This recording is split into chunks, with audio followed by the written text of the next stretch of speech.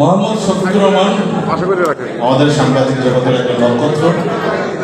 তিনি এখন জাতীয় সংসদের সদস্য দ্বিতীয়বারের মতো, এবং এরকম একটি সংবর্ধনা অনুষ্ঠান হবে নির্বাচনের পরে, এটা আমার মনের মধ্যে আশাটা ছিল। যখন আমি ইলেকশনের 2 দিন আগে আমি ফরিদগঞ্জ গিয়েছিলাম একটা জনসভায় বক্তৃতা দেওয়ার জন্য। সাধারণত জনসভায় বক্তৃতা দেওয়ার সুযোগ হয় না আমাদের, আমরা টেলিভিশনে প্রতিদিন কথা বলি, কিন্তু পাবলিক মিটিংয়ে একেবারে পাবলিক মিটিংয়ের মধ্যে বক্তব্য রাখার সুযোগ আমাদের হয় না। কিন্তু ফরিদগঞ্জের জনসভা আমাকে বলে দিয়েছে যে আমাদের এরকম একটা সংবর্ধনা অনুষ্ঠানের আয়োজন করতে হবে। ফরিদগঞ্জের জনসভায় সেদিন বলেছিলাম, একজন মোহাম্মদ শফিকুর রহমান শুধুমাত্র সাংবাদিক নন, তিনি আমাদের নেতা, তিনি মাননীয় প্রধানমন্ত্রীর ঘনিষ্ঠ সহকর্মী, তিনি সাংবাদিক জগতের একজন অভিভাবক। তিনি যদি বিজয়ী হন তাহলে ফরিদগঞ্জের কি হবে সেটা বলেছিলাম। অনেকেই বলেছেন, এখানে আকরাম ভাই বলেছেন যে কথাটি না বলতে, ফরিদ ভাই আমাদের শফিক ভাইকে আমরা মন্ত্রী হিসেবে দেখতে চাই কিনা, এটা আমি কিন্তু বলবো না। ওনাকে মন্ত্রী হিসেবে আমরা দেখতে চাই, এই কথাটি আমি বলবো না এখানে। কিন্তু কথাটা যদি বলা হয়ে যায়, কথাটা যদি কারো অন্তরের ভিতরে থাকে, তাহলে কি করার আছে। এবং শফিক ভাইকে আমরা যারা চিনি, এই লোকটা একটু বেশি অনেস্ট, এই লোকটা একটু বেশি ঠোঁট কাটা। আমরা যারা অনেকেই মিথ্যার সাথে মাঝে মাঝে আপোষ করি, মাঝে মাঝে আমরা আমাদের অন্তরে যেটা আছে মুখে সেটা বলি না, শফিক ভাই অন্তত সেটা করেন না। এটাই তার একমাত্র বলতে পারেন যেটা তার গুণ এবং দোষ দুটাই, সততা, নিষ্ঠা এবং সত্যকে সত্য বলার সাহস আমাদের অনেকের নেই। এটা বুকে হাত দিয়ে আমাদেরকে স্বীকার করতে হবে, এবং শফিক ভাইয়ের মধ্যে সেটা আছে। আজকালকার দিনে এই ধরনের মানুষ খুব কম পাওয়া যায়।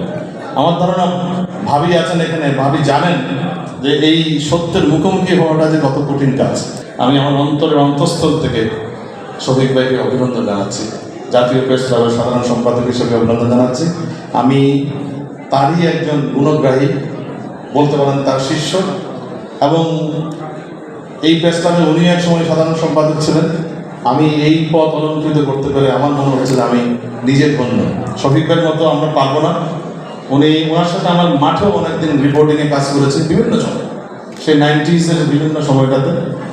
আর আমার স্ত্রী সঞ্চিতাকে কেন আনছি, ইলেকশনের দিন আমার চাইতে যদি সবচেয়ে বেশি কেউ টেনশনে থেকে থাকে সেটা ছিল সঞ্চিতা, আমার ওয়াইফ। এবং সেটা শফিক ভাইও জানেন। কিছুক্ষণ পর আমাদের কথা হচ্ছে, 10 মিনিট পর কী অবস্থা। এবং সেই অত্যন্ত টান উত্তেজনার সময়টা আমি দেখেছি মানুষের অনেক চেহারা, অনেক মানুষের ভিন্ন ভিন্ন চেহারা ছিল সেদিন। যাই হোক, উপরওয়ালা যেটা নির্ধারণ করে থাকে সেটা তো আর কারো বদলানোর সুযোগ নেই। এবং সেই কারণেই শফিক ভাই, আপনি দ্বিতীয়বারের মতো এমপি হয়েছেন, একটা রেকর্ড সৃষ্টি করছেন। জাতীয় প্রেস ক্লাব না শুধু, সকল সাংবাদিক সমাজের পক্ষ থেকে আপনাকে অভিনন্দন, শুভেচ্ছা। যাই হোক, ফরিদগঞ্জবাসীকে অনেক ধন্যবাদ ভাই, আপনারা যা দেখিয়েছেন। জোরে বলতে আমি এটা আপনাদের জন্য। এবং আমি এর আগের বার যখন শফিক ভাই ইলেকশন, একটু থামেন,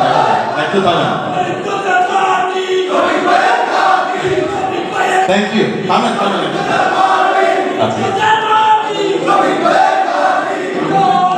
আমি এর আগের বার যখন 2018 সালে ইলেকশন, তখন আমরা গিয়েছিলাম, আমরা একসাথে লঞ্চে করে গেলাম, বক্তৃতা দিলাম, আবার চলে আসলাম।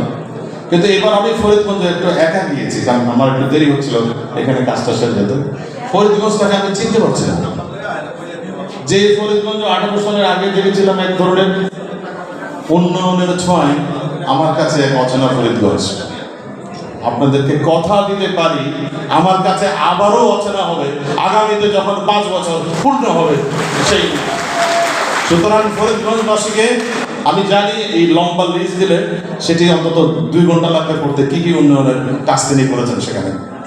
যাই হোক, আমি জানি শফিক ভাইয়ের আন্তরিকতা কাজের ব্যাপারে এবং সততা, নিষ্ঠা, এটি হবে তার আগামীতে 5 বছর ফরিদগঞ্জবাসীর জন্য সবচেয়ে গুরুত্বপূর্ণ বিষয়। আপনারা একজন ভালো এমপি পেয়েছেন, বাংলাদেশে একজন এমপি পেয়েছেন যিনি সাংবাদিক, একজন এমপি পেয়েছেন যিনি সততার কথা বলেন, একজন এমপি পেয়েছেন যিনি সাদাকে সাদা বলেন, কালোকে কালো বলেন। সেজন্য আপনাদেরকেও ধন্যবাদ। ধন্যবাদ আবারও। আমি আর কথা বাড়াবো না, সবাই ভালো থাকবেন, সবার জন্য শুভকামনা। জয় বাংলা।